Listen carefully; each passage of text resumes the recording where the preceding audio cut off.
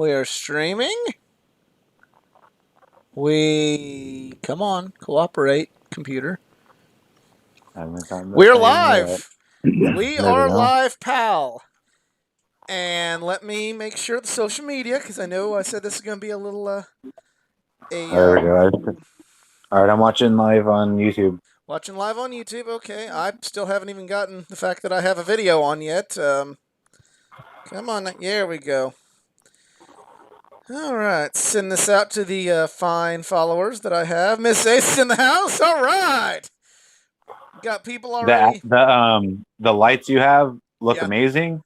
The only thing is that right above your head, that to the left, to my left, if I'm looking at the screen, that yeah, I think it's Tanahashi. yeah. Is that Tanahashi? Yeah, it always glares It's out. It sucks. too glare. That's the only picture of the whole wall that has a glare. I know, and it sucks because that's a cool picture, but it's like, but what can you do? People say like, "Oh, take the picture." And I was like, "This is still my house, and I want the picture up." You know what I mean? Um, Right. Yeah. It's just uh, weird. That's the only one though. It's like, what the heck? well, it's Like, because he's a once in a century talent, and the sun shines brighter on Tanahashi, and that is the excuse I'm gonna go with. But hello, everyone, and welcome to this week's rebranded edition of the Just Us Marks Wrestling Recap Show. It is Thursday, and you know what that means. It's time for us to talk about wrestling. Decided, ironically, tonight we only have two of us, but since here lately we've been having two, three, sometimes four uh, panelists and marks here on the show. Well, feel like we shouldn't be always calling it the Just Two Marks Wrestling Recap Show because we're all a bunch of marks. And if you've never seen the show before, this is now the Just Us Marks Wrestling Recap Show. I have Eric Wade on the other end of the tin cannon string this week. EZ had to take care of some business, and Jedi, he also had to take care of some business. So it's just me and Eric gonna discuss it. But Eric and I met at All In. It's how we became friends. We love wrestling. We love sharing our love of pro wrestling with each and every one of you out there. However, our opinions are just that of yours out there because we're not insiders. We are not wrestlers. We're just a bunch of marks here, and we avoid insider terms when we can. And yeah, we just want to share our love of pro wrestling. And well, it was a really up and down week as far as pro wrestling to kick off 2021. Obviously, the AEW really was big. New Japan had their start of the year with Wrestle Kingdom Night 1, Night 2, and New Year's Dash, and then finally, but before all that, there was Raw, Legends Night, and Legends Night. what do you want to start with? We're kind of it's a little bit later.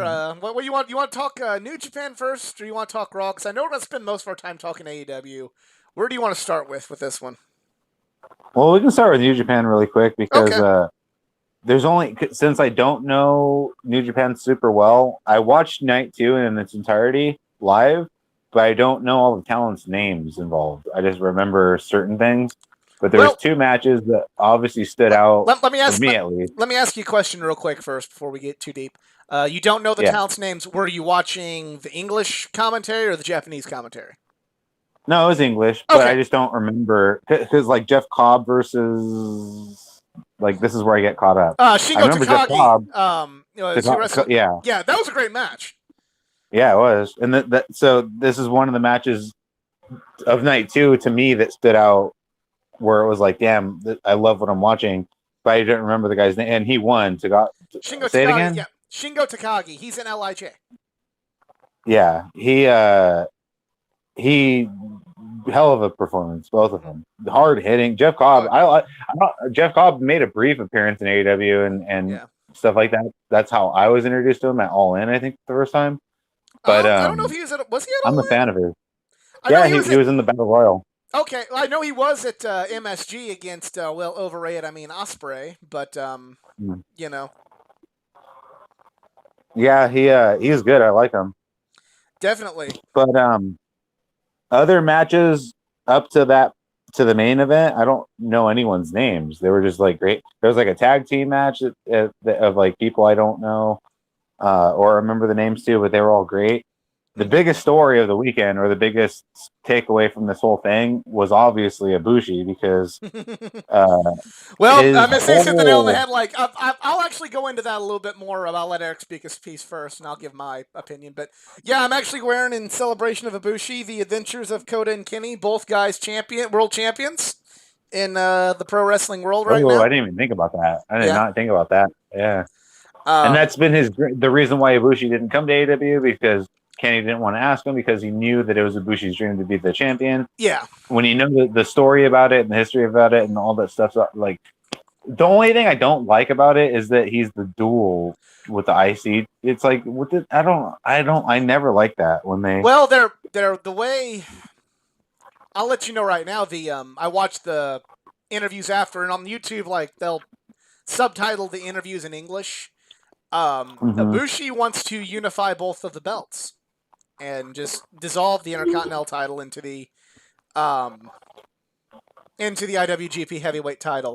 Yeah, I mean, like, it's kind of, it made. I'll agree with you a little bit impartial. And when I do another New Japan show, with Charloco, we'll get into a lot more detail. But the whole thing with the two titles started off with Naito. Naito's whole story was, at first he hated the Intercontinental title because one time the fans voted the Intercontinental title match between. Well, they rejected him. Yeah. Yeah, they rejected him. So the fans voted the Intercontinental title match between Nakamura and Tanahashi over his match with Okada. So he always had a disdain towards that belt. So when he won the belt, he had no respect for it. He literally was smashing it on the way to the ring and kicking it. And, he had no respect for the title. Or he just leave it behind but pick up his hat. LIG hat meant more to him than. Yes, exactly. Yeah. So there was that. Then the next time he won it from Minoru Suzuki, he just didn't even think about it. Like, he's like, I have the belt, whatever. Like, he didn't hate it and try and smash it, but he didn't bring it with him to the ring, like, in a non-title match. He's just like, okay, whatever. Right. So then he lost it that time to Chris Jericho. And then he had his rematch with Chris Jericho, and it was a street fight, and he used the Intercontinental title to beat Chris Jericho, and then he finally just like, okay, whatever, say this thing ain't so bad anymore. It's not what I want, but it's not so bad. But I have some. But then he said, I want to be able to be the first person to hold this belt in the IWGP Heavyweight title at the same time. That was the whole thing, 2019, where he held it, he lost to Ibushi, won it back from Ibushi, lost to Jay, then the Tokyo Dome came around, beat Jay, beat Okada, and then they just kind of defended it as a double title from then on out. Yeah.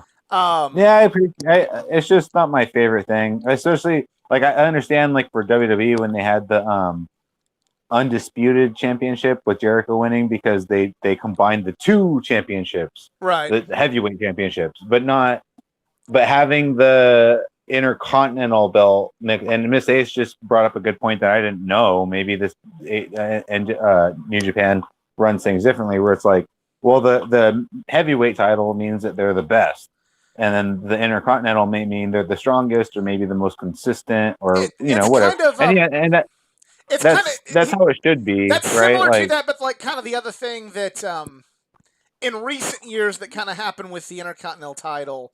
Miss Ace is right about that. That's kind of sort of how it was booked.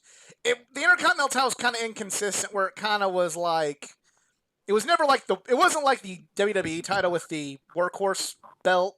It was more so like kind of like, it was kind of the Nakamura belt for a long time. It's kind of like Nakamura. Here's Nakamura's, like, pretty much the best way I can kind of compare it to is, remember whenever there wasn't a brand split, but they still had the WWE and the World Heavyweight title, but there was no brand split, and they were both just two titles? Right, yeah. Yeah, it was kind of just basically similar to that. Like, the WWE was the main one, but, like, here's the other one. And it was kind of like, in some cases, it was used to elevate someone. Like, when Kenny won it, he elevated it. Elevated him to the main event as a heavyweight. things like that. But for the most part, was just kind of like, hey, here's another belt we can give a top guy without taking away from the guy. You know what I mean? Yeah. Um, Right. Like Okada can be But the champion and have that legendary reign, but like, hey, but we can still have on a smaller tour. We can have Naito main event with the Naito or Tanahashi or Kenny main event with the Intercontinental title. That's kind of what it became.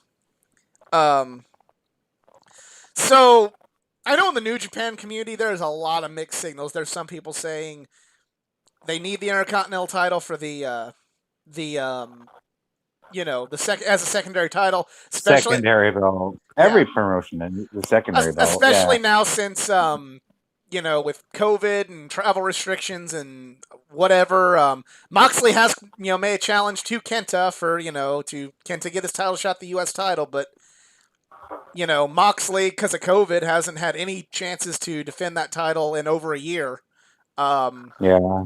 So with that belt not being in commit, or just not being able to be consistently defended, it's like, okay, you kind of need that Intercontinental belt. But I also know there's a lot of other New Japan fans kind of saying it's not. This isn't the WWE Intercontinental title that when you're getting rid of it, you're getting rid of a truly long-standing history. You're getting rid of a belt that's 10 years old. So it's kind of two minds. I don't want to see him get rid of it, but I can also see the value in getting. I can see the value in getting rid of it if they can use the U.S. title and the Never Openweight title more. I can accept it. And Michelle's in the and house. that's the thing too is they do have a lot of belts. Maybe they could, but my whole thing is that it didn't diminish it by any means.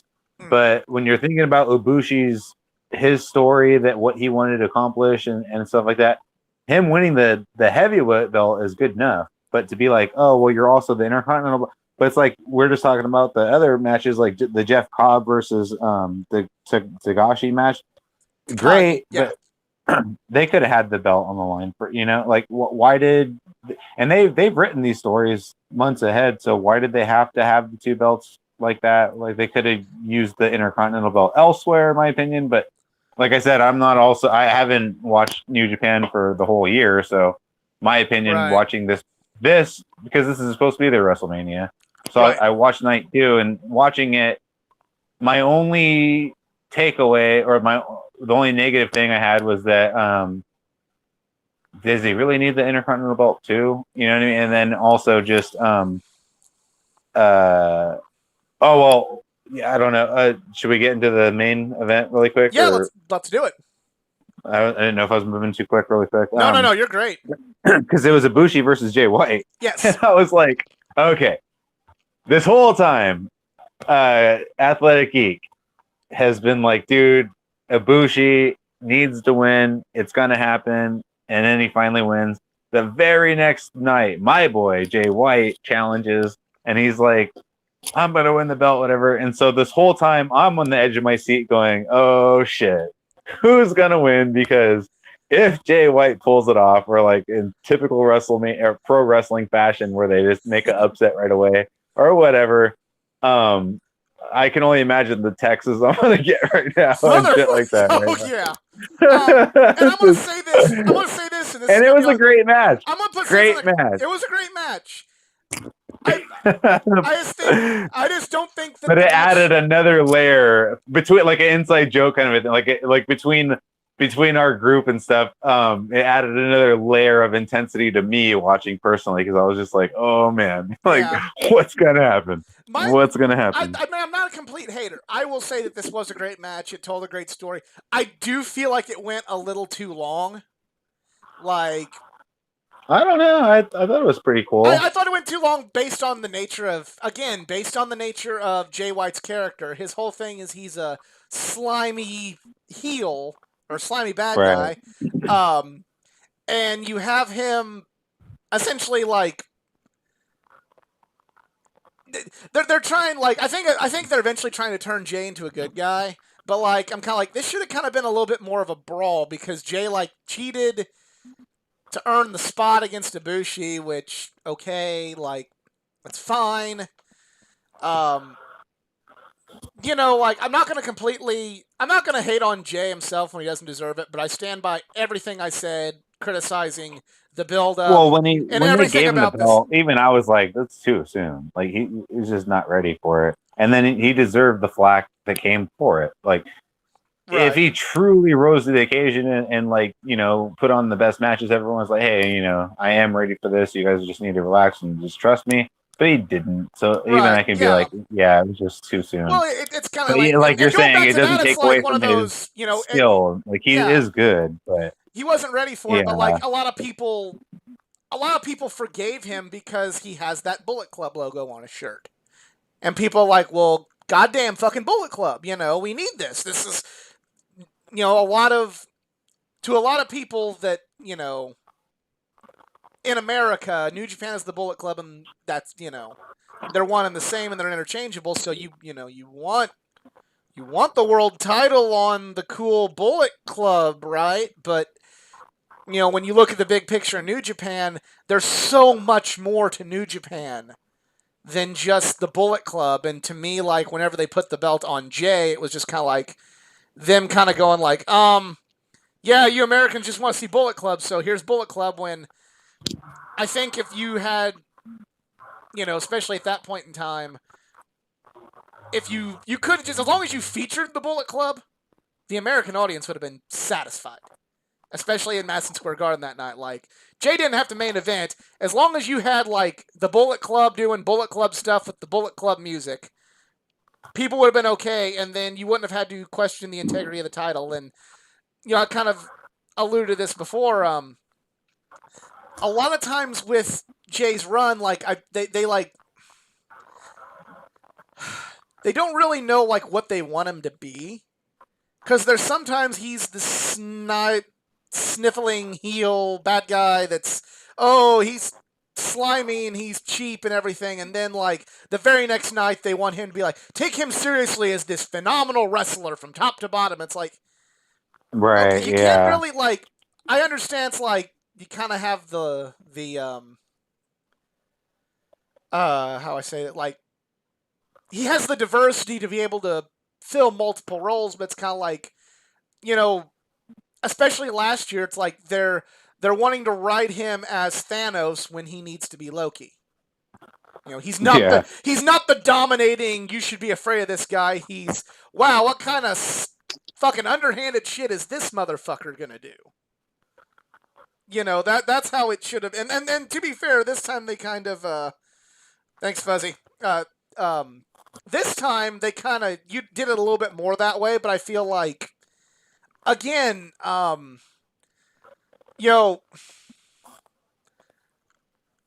really don't understand why they did Wrestle Kingdom 2 nights this year. Like, I don't, like, last year it kind of worked out. Well, I think this is the new staple for now on. I think it is too. I think WWE could learn from it, but it's just one of those.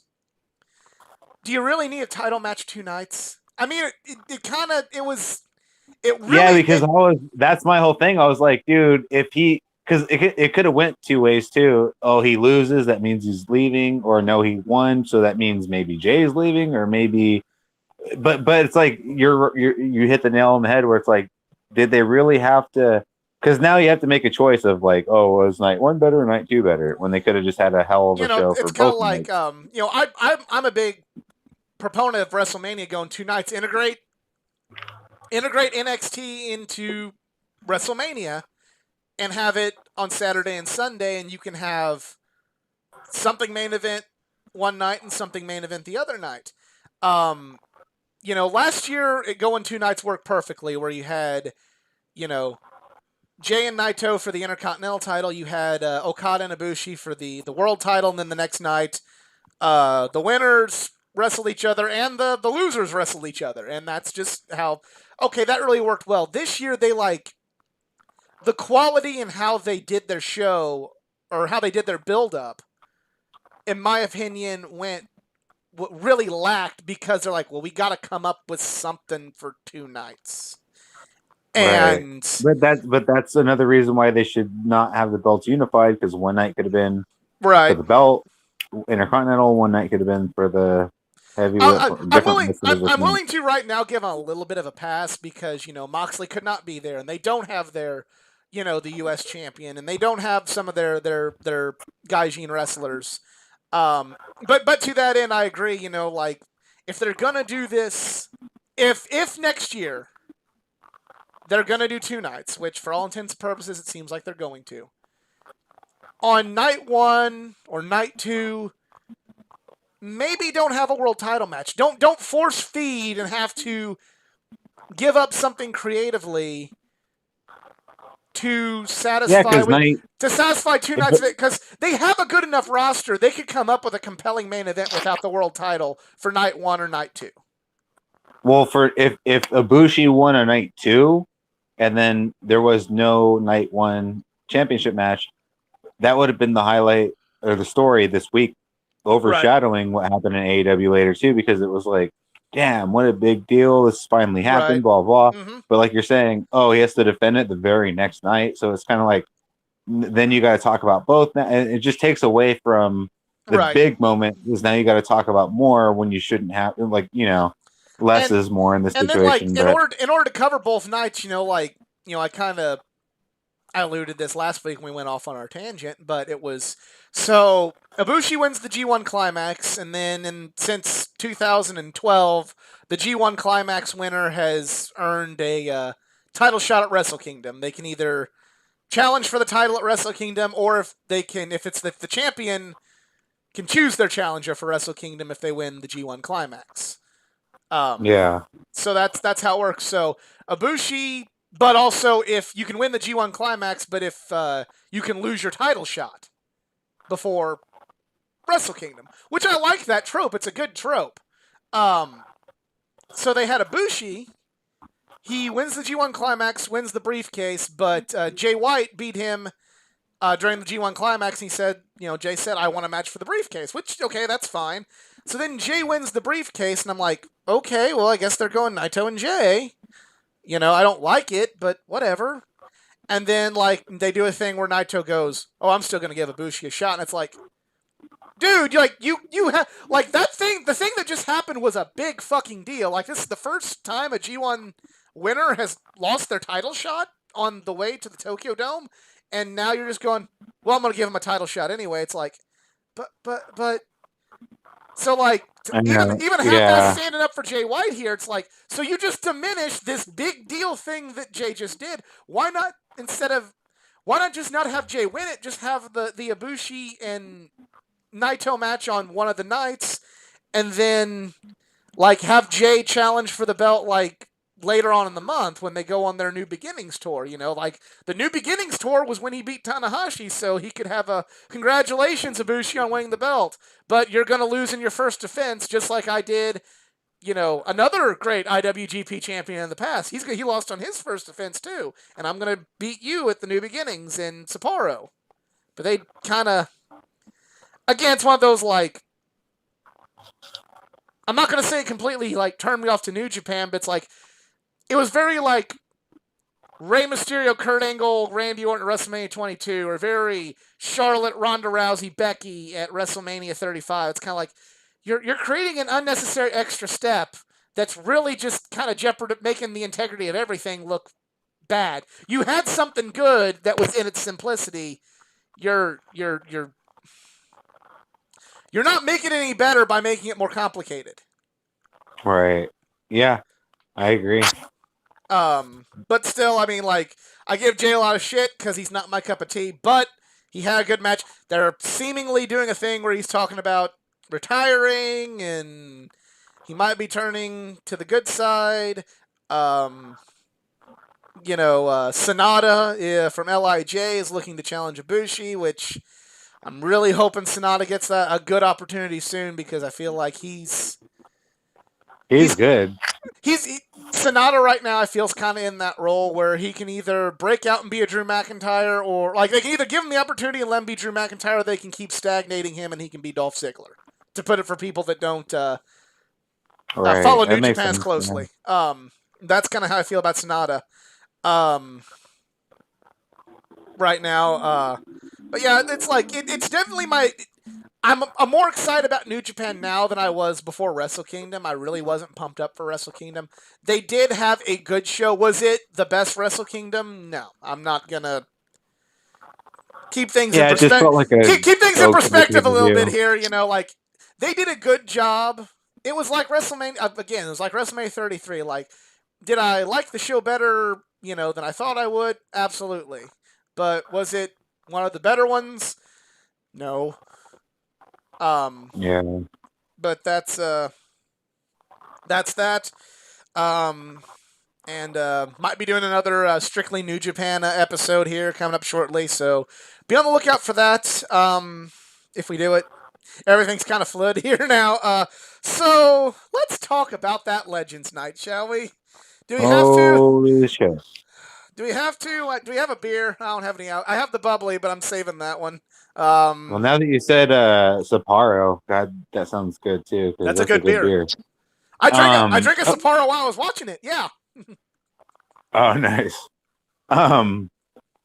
So Legends Night, man. All right, so it became really apparent really quickly that WWE doesn't have that deep of a roster than you think. Because if you think about like the Scooby Doo episodes or the ice cream bars they just put out or stuff like that, it's like, why do they still have Sergeant Slaughter, or why do they still feature guys like Hulk Hogan or John Cena, or it's like who Right. are the new guys? Like, we're the new people, or yeah, maybe Drew McIntyre gets featured here or there, or Seth Rollins or something.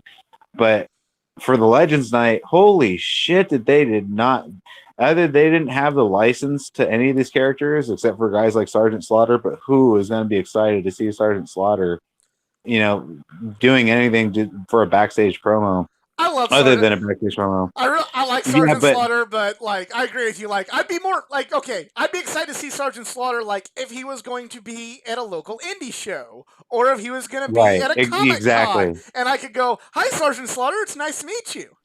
Like then I'd But be for excited what they about had Sergeant him Slaughter. do for this night of just he was just there backstage, like it along with a lot of the legends and if Goldust or Jericho were still with WWE, they would be put in the backstage too, just like this, where like you Right. pass by and Goldust, it's you, and it's like just him in like a t-shirt, but like with his Right. mask or face paint. They had guys like legends like that you'll never see. Jeff Hardy. Wait a minute, isn't Jeff Hardy just on WWE programming every Right. week? Yeah, and so they and legends like shit. Who else do we have? The Big Show. It's like, didn't we like? Are these really the legends you're going to be bringing out for Legends Night? But And that's what I'm saying. Where it's like and you let me be clear, like we're not knocking Jeff Hardy or the Big Show. They are, for all intents and purposes, legends. But no, but legends like bring out The Rock or Stone Stone Cold Steve Cold. Austin, but I here's was like, something. who's next? Triple H? Like, yeah, or Triple H and Shawn Michaels. You just had them a couple weeks ago, but Yeah. here they are again. Like shit like that, where it's like, oh my god, you guys don't have the creative licenses for these characters anymore. But the ones you do, obviously, you're showing, because just like the Scooby Doo episode where it's always Hulk Hogan and Sergeant Slaughter. Well, here they are too Right. for the Raw, and they're not doing anything cool or nothing. Even the reviews are saying that Melina had it the worst because she didn't even get to talk. All she did was the lucha finger dance motions. Yeah. And that was it. So it's just like, I will. So why do you There was one segment I did see. I have not watched Raw yet. Call me a hypocrite. I know. I try to pride myself on at least I check stuff out to have a better opinion. So I will fully disclose that now, so you can maybe take this as maybe not the most accurate opinion.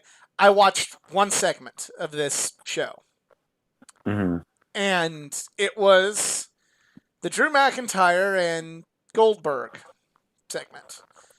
right? Which leads me to have the horrible thought in my head after what happened last year of, dear God, are they going to put the belt on Goldberg again? So Goldberg's only lost once, right? Since he's came back and squashed everyone, whatever. Twice. He's only taken one pin or twice? Two? 3. He lost to Lesnar at WrestleMania. He lost to The Undertaker in a complete tragedy of a wrestling match. Oh, dear God, that was bad. And then he lost to Braun Strowman last year. He lost to Strowman? That's surprising to me. At WrestleMania. Yeah, he lost to Strowman. Because he was supposed to lose to Roman, but then Roman didn't wrestle because he was afraid about... because he was sick. Because his leukemia okay. and, with COVID, not knowing that... All right. Well, because I was going to say, Ray's in the building, but he doesn't say SCU. He just says the Elite. Dust off the old shirts. But that's we'll get there, Ray. We're getting there. But yeah, I was going to say Goldberg. Every time you see him in a match, you're pretty much guaranteed he's going to win. But maybe not. I don't know. Maybe they'll have Drew. But if Drew fucking loses within 30 seconds to a spear or whatever, then and oh man, I'm going to be pissed. But if Drew loses the title to Goldberg, I would love to hear a few people we're friends with justify that. I mean, I'm sure they're going to go, oh, bro, but you got to fucking get the belt on the Legends for WrestleMania. Like, no, dude, seriously. Like, no, that's bad. You can't. Please don't try and do backflips to justify this. That's a bad call. It was a bad call last year at The Fiend. It's going to be a bad call if they do it with McIntyre this year. But the one thing that I do remember from just seeing that segment, I rarely, other than to, unless someone tweets at me or unless I got a new video or to let people know about something, I rarely just tweet out opinions. I did for Wrestle Kingdom because someone asked me to. And, but I remember just seeing that segment and I remember tweeting, and this has got a lot of people like the tweet, that I said, AEW uses legends to enhance their talent. WWE uses their talent to enhance their legends. And that's, I mean, if someone disagrees, let me know. But that's kind of how I see it. Whenever they have a Legends night and they put the Legends out there at the expense of the people out there every week, and then you have all these people going, well, wrestling's not as good as it once was. Oh, I remember when wrestling was cool in the 1990s, man. I remember when we had Stone Cold and The Rock, and now, all these guys suck. Now it's like, of course you think they suck, because every time they're in the ring with a legend, the WWE is going out of their way to go, oh yeah, this Seth Rollins guy, this AJ Styles guy, this Drew McIntyre guy, this Daniel Bryan guy, this Kevin Owens guy, this Bray Wyatt guy, Roman Reigns guy. Yeah, none of them are as good as these guys from the past. yeah, all these guys that are carrying our company. Yeah, fuck them. They suck. You're right. Stone Cold was better. You're right. The Rock was better. Goldberg was better. Yeah, you're totally right. These guys aren't even in their league. And I mean,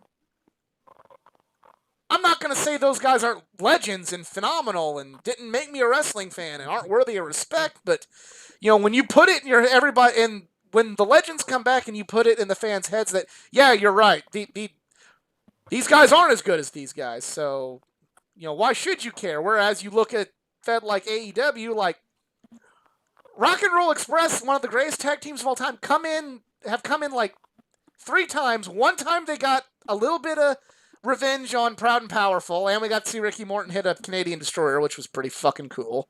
But the other 2 times Rock and Roll Express have come in, they've gotten their ass kicked by Proud and Powerful and FTR.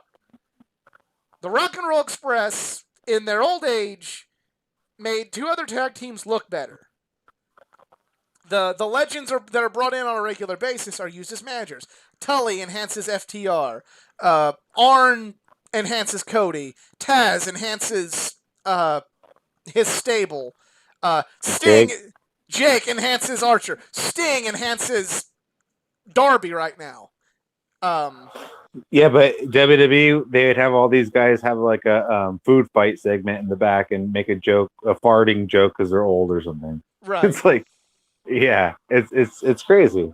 Why can't you have like a legend, do something like, you have Drew McIntyre, with the title, and then you have like Stone Cold come up and be like, damn son, he sure been carrying that damn title. I fully support you. you know, and then oh hey, Drew McIntyre's got Stone Cold Steve Austin's seal of approval. Oh, that's pretty cool. Or you know, you have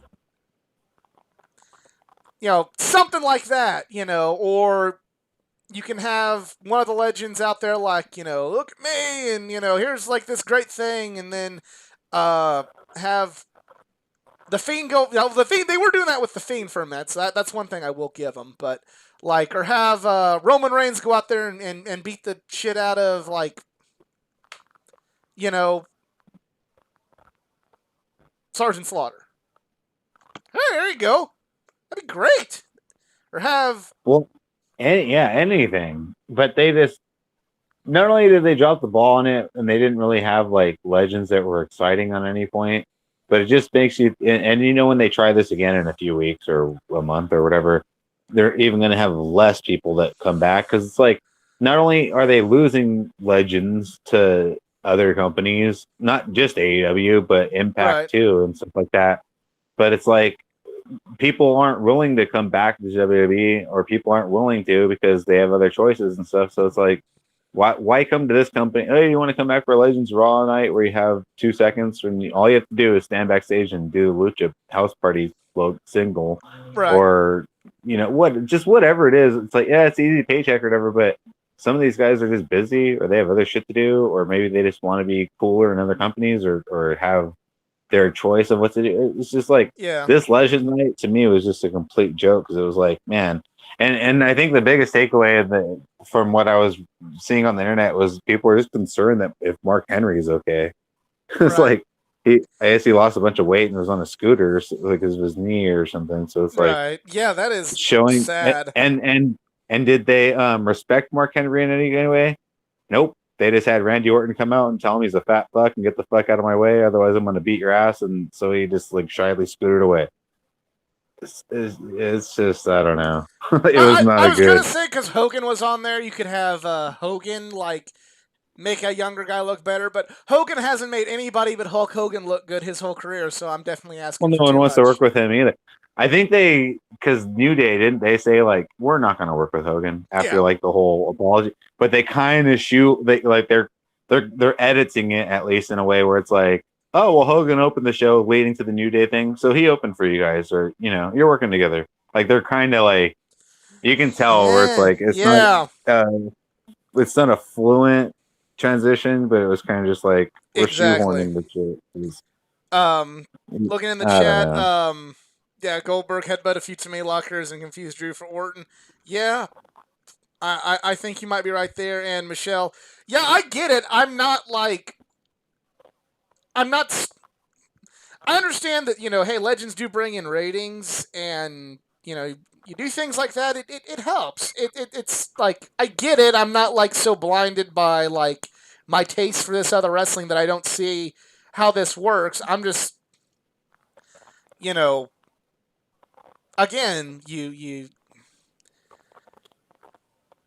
when the legends are there, they don't really make the new stars, the new wrestlers, the wrestlers that are there week after week look like they're worth a damn. So, they get that one pop, in the ratings.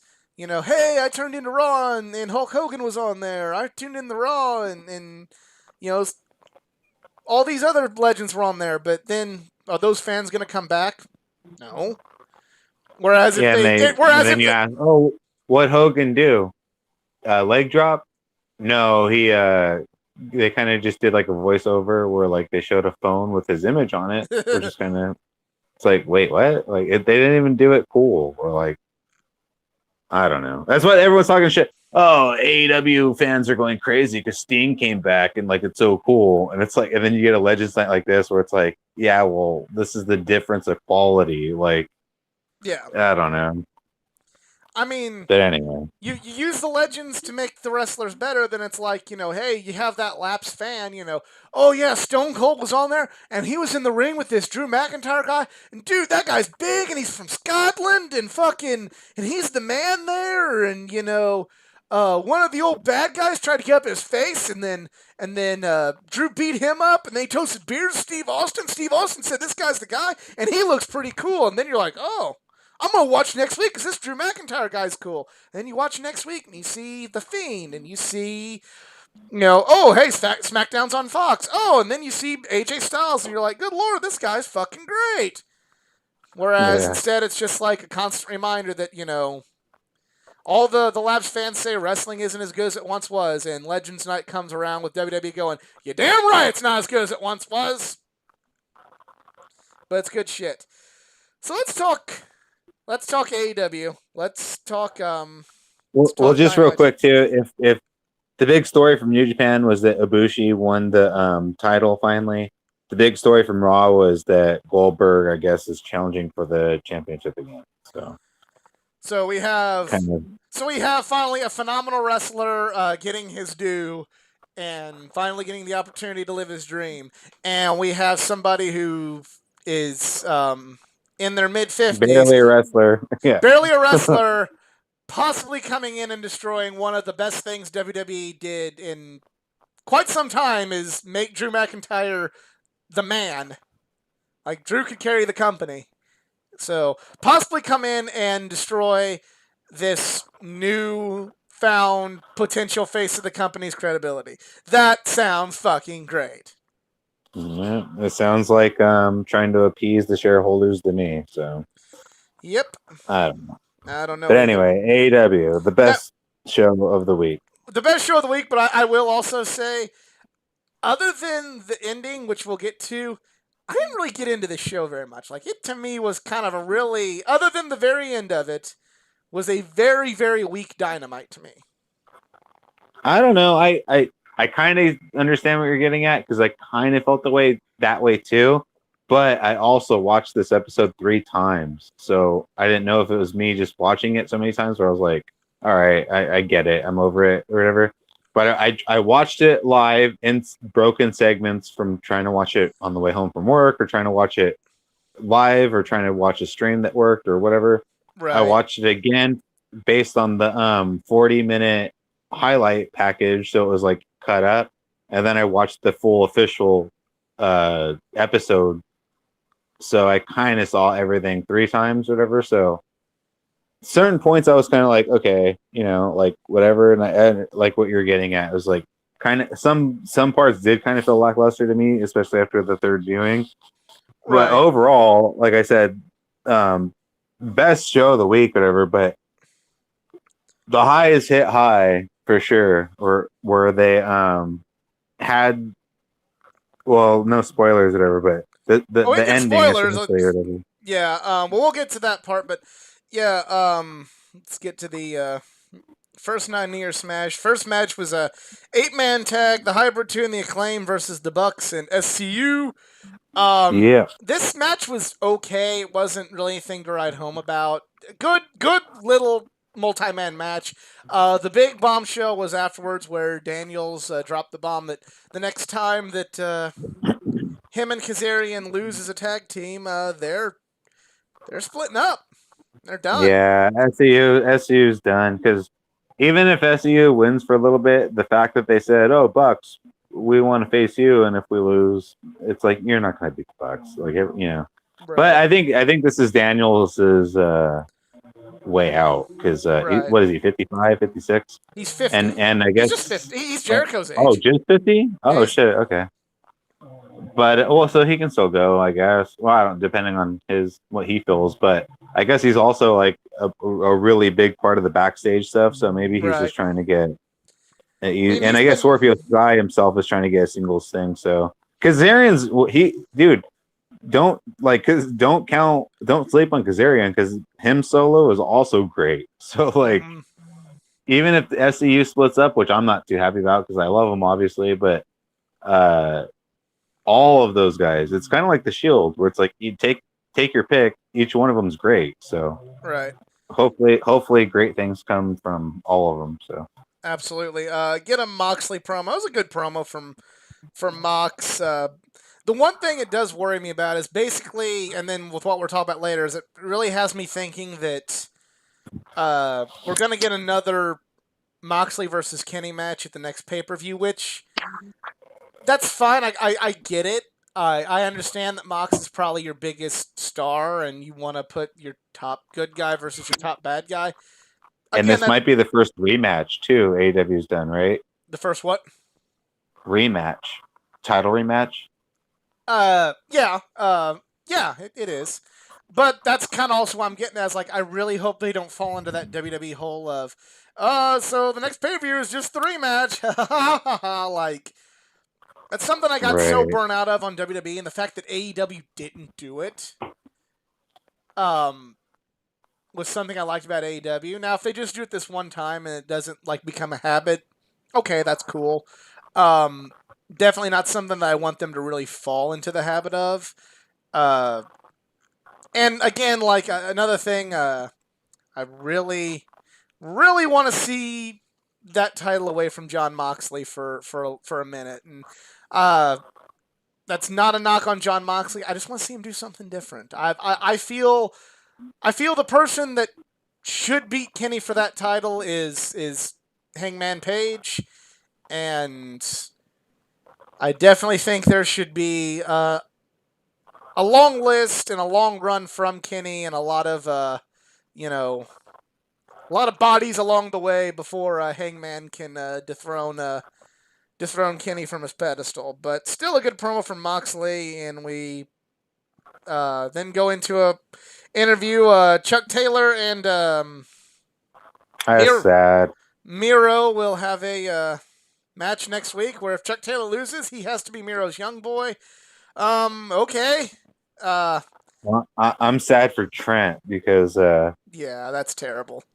hopefully he'll be back soon, whatever. But especially for the best friends, they're meant to be a tag team. I don't Right. know if Taylor's exactly single material, but we'll see. But it was just sad to hear. Chuck can be And a good singles wrestler. I saw some of his work on the Independents. Chuck is good. Chuck's he damn is good. good, yeah. But And it's just not single competitor good. Like I don't know. Maybe it's just not. I don't know. Maybe, too much from what I've seen of him has been with Trent. So maybe it's just like I'm too fixed on him being it's kind of like the Road Dogg and Billy Gunn, where it's like, yeah, they're yeah. both good single, but together they shine. But it's like, I don't know. We'll see what happens. Um. Next match is Jake Hager versus Wardlow, finally blowing off all their stink eyes and stares from all the backstage segments. I thought this was a good kind of Haas match. Was surprised that Wardlow won. But yeah, I thought this like Haas matches aren't my favorite type of matches, but I feel like both guys did a good little job on this one. Yeah, I liked it. Not anything like that got me like super excited, but I'm like, hey, for a match that's usually not my cup of tea, not bad. Right. Yeah, I thought it was cool. I liked it. I just hate Wardlow's fucking finish. The F10 is so stupid to me. The Yeah. F5's fine, whatever, but the F10 where it's like we're trying to spin them an extra degree or whatever. It's just like, dude, half the time it looks like shit, unless they get someone small where they can really spin them. But Right. I hate the finisher. Private party segment where Matt Hardy has them sign a contract. I kind of didn't really understand what was going on, but then Snoop Dogg shows up, so yeah, you gotta have the team with gin and juice in their entrance with the king of gin and juice there with Snoop Dogg. Right. I think Okay, it's just a continuation from the BTE thing. right, Matt's trying to be their BTE skit, I should say. Matt's trying to be their manager, and he says, "I'm not going to be a sleazy manager. I'm going to only take 30%," and so they're just trying to cut a deal. But right. I don't know. It's just kind of like Matt had cut that amazing promo on BTE, and so good, and then like they just kind of have him doing this generic sort of I'm a rich bad guy kind of thing, and I'm kind of like, dude, oh, just like that is this. I'm sorry. Okay, what? wait. Before you finish, because this is a part of it, he says sleazy managers take 60%, but I'm only going to charge you guys 30%. and they go, "Oh, so it's 15% a person?" He goes, "No, 30% a person." So private party each 30% equals 60%. So he's still being a sleazy manager. He's Right. just wording it differently. So if you're saying his promo where he's like still being sleazy Matt or whatever it is, maybe But this like contributed to it. But the if you promo was don't like watch really. BTE, you're gonna watch this going, what's going on? Like Yeah, I'm just saying, like that's he cut that really impassioned promo of like everything I've done, and people looked at my brother, and I've changed the business, and I'm sick of being overlooked, and all like whenever he was doing the whole I invented this, I created that on BT, and right. that was so good. But it's just like that is amazing, and then you get to TV, and it's like he's generic bad guy wrestler number 5, which hey, which is Right. fine. You sometimes you need those generic characters in wrestling. They're tropes they go back to because sometimes they work, but it's you're watching BT and you're getting this one Matt that's really intriguing, and then you're watching Dynamite, which is the He show, gets the 10 main seconds show, and of it's screen like time. and it's Yeah. just like, oh, so Matt's a sleazy manager now. Oh, okay then. Um, And for all the people who aren't watching BT, they're just completely in the dark where they're like, this sucks. This is the worst thing I've seen. Where it's like, no, but yeah. and then you got me, no, but it's actually really good. You just got to watch it. But yeah, it's just that's a detriment, and the plus of AEW where they only have 2 hours of actual, Actual running TV. screen, actual TV time a week. So it's good to have all their skits on BTE of YouTube show, but they should, maybe they should start like really putting like a commercial or like really promoting BTE because Or something else that they should just do. Yes, promoting BT, but for like there are some people out there that are like, I want to watch my wrestling now. I don't want to watch 12 things on YouTube about wrestling in my, than this. well, but I kind of prefer it that way where it's like if you want all the silly skits and silly backstory, you have to go elsewhere to watch it. But if Right. you just want wrestling matches on TV, then you get good 2 hour programming. But it's like, especially they don't have SmackDown and Raw where combined it's 5 hours, so it's even more. And Right. it, Well, but like it, something, but it's like it's something kind of that a was give and take. right. But like this just didn't, like, I agree with you where it's like it's not working the way that it would work if you did all of the Right. required reading before the assignment or whatever. Where it's like, Here's kind of my take is for some things on BTE they should put them on Dynamite. Like it's something really important.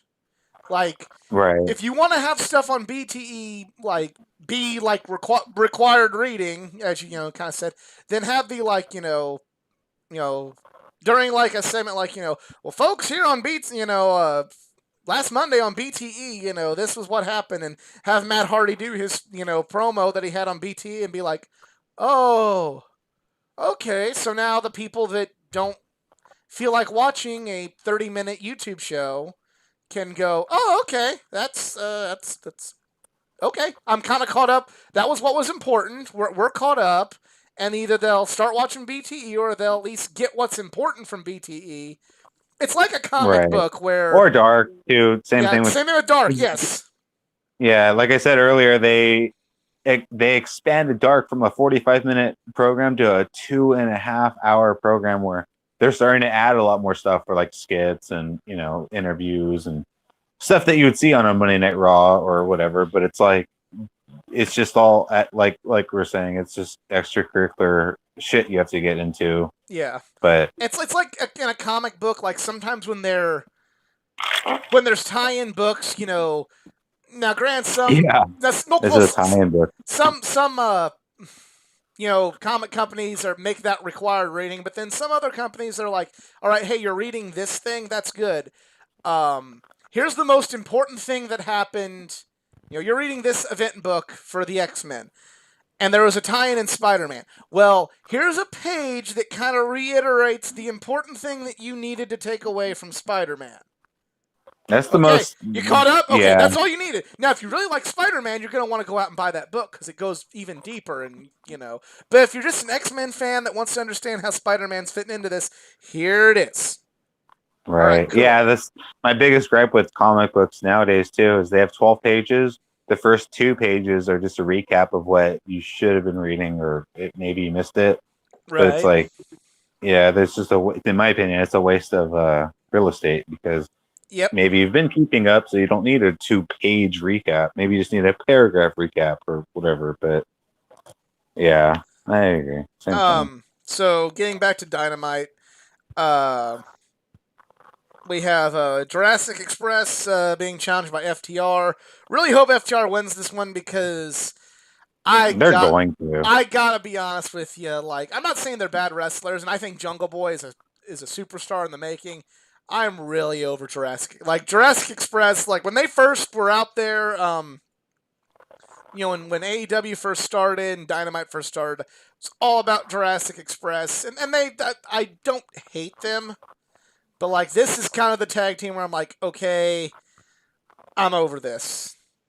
I'm over this a little bit. Like, other than Jungle Boy, Great I'm over concept. it. A friend of mine actually kind of like, Charloco brought up, like, just talking about it. He kind of said they try to go with the hipster, smart guy, ironic humor so much on television with Luchasaurus and his, like, oh, I have a master's. I'm a dinosaur, but look at how smart I am. That they kind of missed the boat on, like, he could be a really cool, bigger than life children's character that could get a lot of more of an audience, but instead they kind of went the we're smart route. Like, look at how smart and our humor is route. And it's like, okay, you can have to look at how smart my humor is route on BTE, but like, hey, you still need like a broad audience, and Luchasaurus, if he was used differently, could bring in a broader audience, but you kind of want to be, a little bit too ironic and hipstery for your own good sometimes, and that's like one thing where I'll kind of like see, like, okay, that's a big miss, and personally, I'm just kind of over it. I'm kind of over the act. Other than Jungle Boy, who's just a phenomenal wrestler and can. I definitely think Jungle Boy is a future TNT champion, but everything else is just kind of, unless there's trios belts in the works, I pretty much agree. I think Marco Stunt is the weakest of the 3 because he just doesn't really fit the gimmick. But it's a cool gimmick. They could make it work, but like you're saying, if they would have made Luchasaurus, if they would have made him a little bit more like Kane, where it's like he's a silent, badass, big dude, maybe he just grunts or something, and then slowly introduce him to talk, and all of a sudden he is smart, or give him a different layer, maybe comedy or whatever. Or like to start, like what you're saying, to start off where he's just like, oh hey, I'm a groovy dinosaur, but I'm also really smart, and it's just like you kind of killed it. Like, yeah, like I said, on Dynamite when everybody's watching, kind of make him a little more dinosaur-y, and then hey, BTE, when all the people that are in on the wrestling joke are watching it, okay, then you can have him talk and be like, like it's kind of like what was it, Alice Cooper in Wayne's World, where he like just started spouting off all this like information, and being funny. Yeah, like, it'd be like, oh, look at all this, how smart Alice Cooper is. It's kind of like, you could do something like that on BTE when it's in its own bubble. With like, well, actually, the Indians were from, and does this guy know how to party? Yeah, and then do that on BTE, and we're like, so that way people like us are like, oh, hey, that's cool, that's funny what Luchasaurus is doing. And then when people not just like us are watching on Dynamite, they kind of have that more broader appeal. Yeah, I don't know if I want to see them break up right away. Maybe if I'm not saying break up, I'm just not like feeling. A year ago, I would have had them pegged as like, oh, they're future tag team champions, and I want to see them as tag team champions. Now I'm just kind of like, yeah, whatever. They're the Jurassic Express. Right. I agree though that Jungle Boy is obviously going to be the breakout star, and when his time comes, he's even might have to change his gimmick though. He can't be Jungle Boy.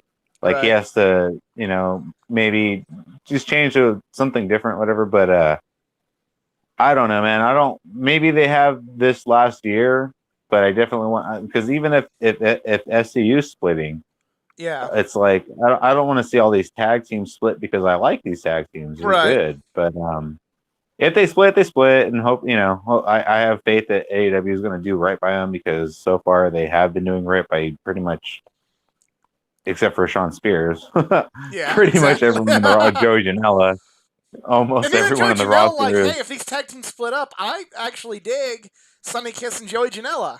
So, hey, right. if you're gonna Yeah, split up SCU, start using Sonny Kiss and Joey Janela more. You know, yeah, they got tag team. Like WWE has this like a stockpile of single wrestlers. AEW and then has they put, all the tag teams. and then Like, other than. And then WWE, like, they don't care about the tag titles, and they'll just be like, hey, what's better than this established tag team? Well, these two main event singles guys, they just went and whipped their ass, you know? So that's something AEW doesn't do. Hopefully they keep doing right by the tag division, but we got more to cover. Come to something yeah, else that I did not really care for at all, and I'm a Cody Rhodes fan. Matt Sydal versus Cody Rhodes with Snoop Dogg. And I'm really disappointed this didn't deliver for me because on the road to, you know, they did a really good job hyping up this match. And, like, I was a lot more intrigued for this match after yeah. watching This that. was Seidel's time to shine, and in my opinion, did not do it. No, like, and like, I'm not saying Seidel should have won. It was just, No, for sure. If you're but gonna go against Cody, if you're gonna face the Bucks, if you're facing Cody, if you're facing Kenny, if you're facing Roman Reigns, you're losing, or But if you're a big opponent, like if you're AJ Styles versus Seth Rollins, one of those guys are going to lose, obviously. But the right, match is going to be great. This match should have been fucking great, but yeah, it wasn't. And and it's it like, was how just, many chances is Matt Sydal going to get to shine? Where it's like, mm-hmm. dude, Yeah, I agree with that one, and and I'll even say this. We just condemn WWE for it, and I'd be a hypocrite if I didn't do it to AEW right now. All this was just something to promote. It went from like a good match, the good build up, to then on the road to then on the show it was just here's Snoop Dogg and Cody are having a show together, and that's it. And it was, and I understand you got to promote shows. Like there's Cody was on the show. The more TNT uses AEW to promote other shows, then maybe the more they'll use their other shows to promote AEW. That kind of thing has to yeah, happen. It's a synergy for the network and the programming. I get it. I'm not saying that sort of stuff shouldn't happen, but it took something of it. It took something that really looked very, very good in the road to, and just kind of made it average. When hell, just by having Snoop go out there, and that would have been good enough as it is. Hey, Snoop went out with Cody, and they high five, and then they have a good match, and Cody hugs Snoop at the end, and hooray! That's all you needed. But then they convolute the match with Luther and Serpentico, and Matt Sydal didn't really look great, and then Snoop I've looks been even trying. worse. I've been trying to find this GIF online all day, but no one's uploaded it. Out of respect, probably for Snoop, but probably the worst splash I've ever seen in Oh my yeah, life. that was terrible. But to be fair, It is Snoop's Snoop Dogg. 60. Yeah. And so I mean, what do you expect him to do? Take a full splash? But the way he did it was like, just don't do it. You're on TV right now. Like, Do if I'm at your something. concert and I was like, hey, I barely know the first couple lines to your song. Are you gonna let me sing your song? No. Right. So it's like, but it was, and you guys all text me while I was at work. Cody got a new theme song, so I was like, all right, I want to hear it. Oh I yeah, listened it's to the bad. link, and the first few bars, I was like, oh, it's the same song. So maybe they just remastered it, or maybe the singing got all hardcore. Yeah. I don't know. And then And it so all became of a Snoop sudden, rapping. It's like, oh dear, no. Please, Cody. Please let that yeah, one go. Bring the old music back, Cody. Please, please. I'm begging you, please. maybe he will. I think as soon as they stop promoting the show, I think hopefully it goes back to the old one because AEW is very smart about like reacting to audience Right.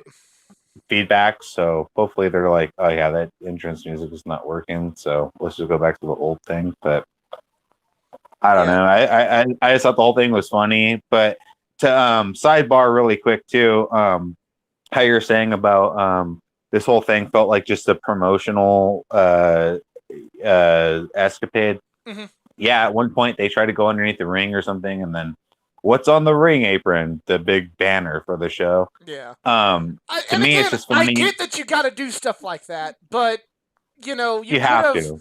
you could Yeah. have done it with still protecting the integrity of what you built up on the internet before this. But this is how shallow, especially because most people are just going to see this shit at face value and be like, oh, that's cool that these guys are cross promoting and whatever. If you're a nerd like me and you Mhm. fucking keep up with everyone else's life except for your own or whatever, you would know that Bert Kreischer, he's a stand-up comedian, really funny, love him, has podcasts and stuff. His best friend is Tom Segura, who absolutely, like maybe like a month or two ago, trashed professional wrestling, saying Yeah. it's for R word people and it's, whatever. Bert Kreischer all of a sudden is the biggest wrestling fan. Why? Because him and Cody have a show where they're both kind of using each other to rub off of one another to get each other's fan base to maybe cross promote. And they're networking and good for them because this is how show business works, whatever. Well, recently, Tom Segura tried to do a video where they did a slam dunk contest and he tried to do a slam dunk, but he slipped and fell and completely broke half his body. Oh wow. And the way he fell, it was like, see, you talk so much shit about wrestling, calling it, the most sissy thing, and you must be a complete idiot to be watching this kind of thing. The way he fell, it's like, bro, if you watched more wrestling, you would know how to take a back bump and not fucking break half your body like you did, you idiot. Exactly. But so it's just funny that like, and that Cody, being a good person, that you always hear that like, oh, he's doing all this great shit. That you probably sent a care package to that guy because he was Bert's friend. Hey, we just did a show with your best friend, and we heard that you're fucked up. So hey, here's Exactly. you called us idiots, but here you go, bud, because you don't want to kick someone when they're down, but goddamn, karma gets you sometimes.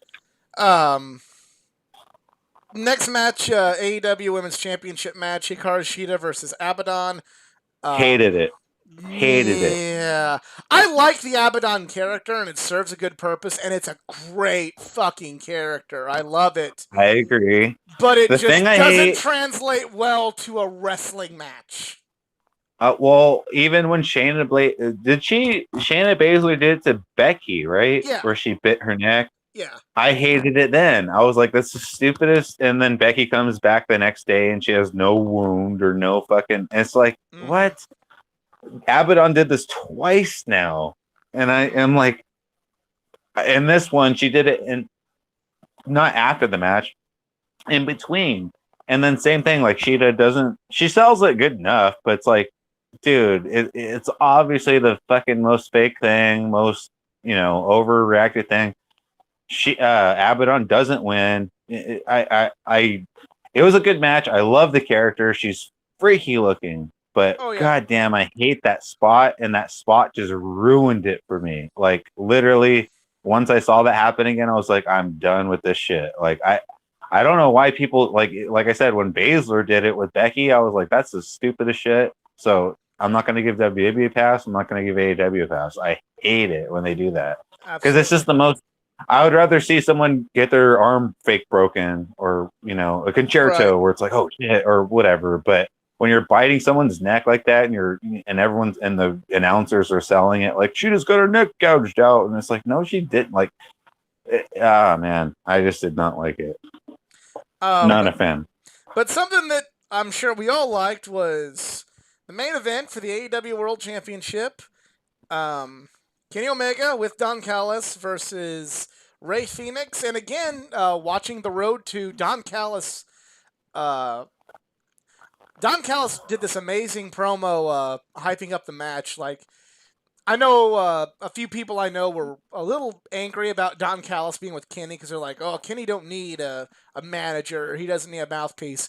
Don Callis has added so much to this cleaner character with Kenny. Yeah. He's the Don. I've said this to some friends. I said Don Callis as part of this package with Kenny is what makes Kenny not charming. Like, he's what makes Kenny, like, actually a bad guy. Because, like, before all this, like, okay, hey, Kenny's being kind of a dick, but it's charming, and it's cool, and we know him from BTE, and this is fun, and yeah, so what if he called John Moxley a loser, if he did this, that, and the other? Having Callis there is what makes it go from, that's Kenny, to fuck this motherfucker and fuck his friend. Right. The only thing I would change is they kind of have a Paul Heyman, Brock Lesnar dynamic where, like, Callis is trying to build up Kenny over like a monster kind of a thing where it's like, yeah, he's the best, whatever.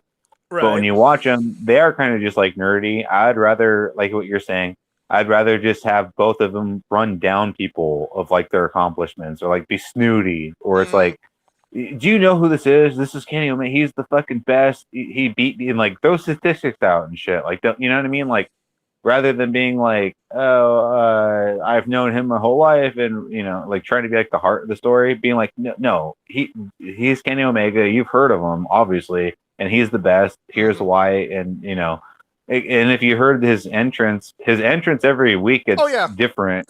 But like with all the stuff he's done the stats, in North Carolina.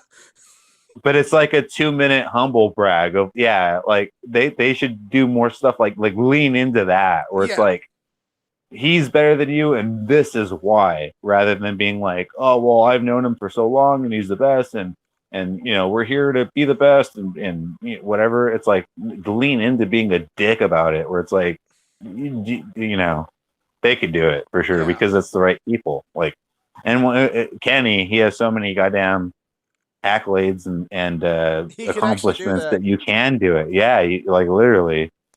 So. But Phoenix. This match was great. This match is fucking great. The match is great, and there was one part where Phoenix almost slipped and shit, and I was just like, dude, this guy, like, you've had criticism. Kenny called you out. You have a match coming up, and but he recovered. It was fine, but now I'm watching for it, and that's not a good thing. There's definitely. I know a friend of mine saw them wrestle at a show at Northeastern Wrestling back in 2018, not a few months after All In, and I've seen that match, and that match is significantly better than this one. That's not saying this match is bad, just like definitely tale of two different matches and two different stories, but still, Kenny and Phoenix have good chemistry together. Great match. Kenny wins. But the biggest story is, Moxley comes out to attack him, and then afterwards you see the Good Brothers wearing their Impact Tag Team Championships. It's a big deal. That is a big deal. Attack Moxley, and then the beating is getting quite bad. Moxley brought a barbed wire bat out, and now they're using on Mox. So the wrestlers that are watching at ringside are now trying to jump in, and then the Young Bucks come out, and here's the thing, and this is something, and another reason why I'm a little disappointed EZ couldn't make it tonight, because I really wanted to hear his take on this. So everybody really marked out because they all saw the Too Sweet, and you saw, like, essentially everybody that left New Japan except AJ, that was in the Bullet Club, doing the Too Sweet sign. And I lost a light. Oh, damn. But Balor. And Balor. But you see, like, the Young Bucks, they're kind of, like, perplexed. And they kind of are like, okay, and they didn't really know what they're doing. And then, so, like, everybody was all like, oh, here, finally the Bullet Club's back because they all did the Too Sweet. But, like, I think there's more to it because the Young Bucks looked a little, reluctant. Reluctant, Yeah, disappointed. I'll let you speak your piece. I'll be listening. I'm going to see what happened with this light, see if it's busted or if it's just what's going on with it. unplugged or something. Yeah, there he goes. No, Just yeah. not, just not What I was charged. gonna It's on say battery was light, but we're good. this was, I don't know, this was kind of sloppy in my opinion because the Bucks coming out and they didn't know what to do worked for me. Where it's like, oh man, we obviously have to come. I expected Cody too at one point to come out just because they're VPs and they have to get control of stuff, whatever. I expected that, oh hey, we're here to see what's happening, whatever. But them kind of like, oh, what do we do? Are we good guys? Are we bad guys? I think only one of them kicked the Varsity Blondes. I don't know which one it was. Was it Pillman that got the they hit? kicked them both. They kicked both Pillman and Garrison. They double kicked? I thought it was only one. I thought only one kicked one and one kicked the other. Yeah, that battery's just dead, I guess. So, all right, okay. but yeah. But no, yeah, it didn't look like the timing was completely there, so it kind of just was more sloppy than it needed to be. And then them all doing the salute kind of seemed sloppy too. Like in my opinion, if it would have helped with editing, if they would have made it like a good, clean, fast edit where it was like they kick them in the face and then immediately all of them do the salute, but where it was kind of like they dragged it on or like whatever. Right. Watching it didn't feel clean, but it was a huge moment. I don't know. I'm gonna still say that Sting was a bigger moment. Oh, absolutely, Sting was a bigger moment. But this finally, and one of our goddamn group chat members, who's the most hard to please, apparently, was like, "I'm all for it." So it's like finally they're giving the haters, I should say, or like the people who expected the most. No, they're giving them. If we're talking about the same guy, he's a hater. Right, yeah. but AEW is finally giving all these people what they wanted too. So it's like, what are you really going to be complaining about now, or right? But it is because the Good Brothers, I look at them, I don't see them as Kenny's guys. So maybe they'll turn on Kenny because I see them more aligned with obviously Balor and obviously AJ, and then Kenny's guys to me were the Bucks. But like, this whole situation was like, yeah, it's cool to see, but it's not quite. They even WWE with the club and stuff like that.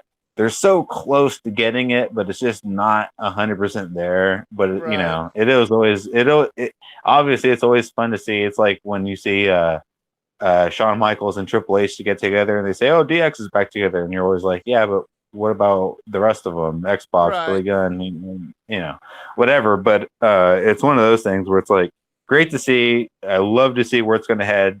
We didn't go over TNT or what is it called? God damn it, TNA. We didn't go over TNA, but they had a segment there too, kind of more alluding to like their alignment and domination plans or whatever. Right. But this is, and like we said, it's a big deal because all of them are wearing their belts cross promotion, which we haven't really seen. Like we've seen Kenny with the AEW belt, we haven't seen, yeah. But like in WWE and when I shouldn't even say WWE because it's not even relevant really. But like with AEW, Moxley, he didn't go to New Japan with the AEW belt. He's not allowed to come to AEW with the New Japan belt, like stuff like that. Jericho did go to Wrestle Kingdom with the AEW belt last year, though. But still, did he? Yes, he did. Oh shit! Okay, well, yeah. But you're right. Just, like this is a big deal because like this is. It is a big when you see it and it's just like, oh shit. And then they were like, at least Carl Anderson he was wearing it around his waist, which that's another sign of respect or whatever. So when you see shit like that, you're like, oh man, they're actually going for it. They're not trying to hide it. They're not trying to be like, oh well, last time we saw Drew like McIntyre when he comes back to WWE, we haven't seen him for 10 years. No, he's been on. We've seen him last week, but you haven't seen him. Exactly. Yeah, like shit like that, where it's like they're respecting the lineage, they're respecting the other promotions. I fucking love it. Not only is this going to be like, and this is just starting right now, and we have the entire new year to go. So who knows where this is going? AEW doesn't have a pay per view yet.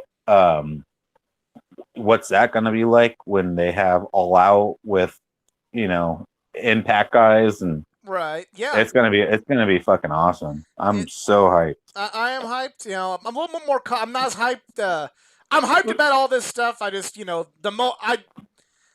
moment was cool and it is exciting and there is a lot. I didn't have quite as big of a mark out moment as other people that I know.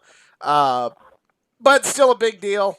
Still a lot of good stuff going on, and yeah, that was definitely the highlight of the week. And yeah, that is I the would say show. Ibushi winning the New Japan heavyweight championship is number one. Right. Number two is the Bullet Club reunion, obviously, and number three would be Goldberg. He's gonna beat Drew. God damn, man, I want to That cry just by sucks. saying that. Yeah. I'm like, oh man, because you know they're gonna do it. Oh yeah. But No. that is pretty much it. Thank you everyone for tuning in. Appreciate it. If you enjoyed, please give it a like, share, subscribe for more content, not just from the world of pro wrestling, but from the world of gaming, anime, comic books, and all things geek culture. Follow me on my social media pages, facebook.com/athleticgeek89, Twitter athletic_geek89, Instagram athleticgeek89. And if you'd like to help improve the channel financially, like give me a light that doesn't run on complete batteries so that way we know it doesn't go out in the middle of the stream. Hit me up on Patreon, patreon.com/athleticgeek89. Eric, you selling anything on Macari? No, I've had a dry spell lately. I haven't sold anything. All right, well, but when he's selling stuff, we'll let you know to hit him up on Macari. So, for Eric Wade, I am the Athletic Geek. We're just marks, and we're out. Have a good one. Yep. Great stream, guys. Take it easy. Thanks. All right, awesome.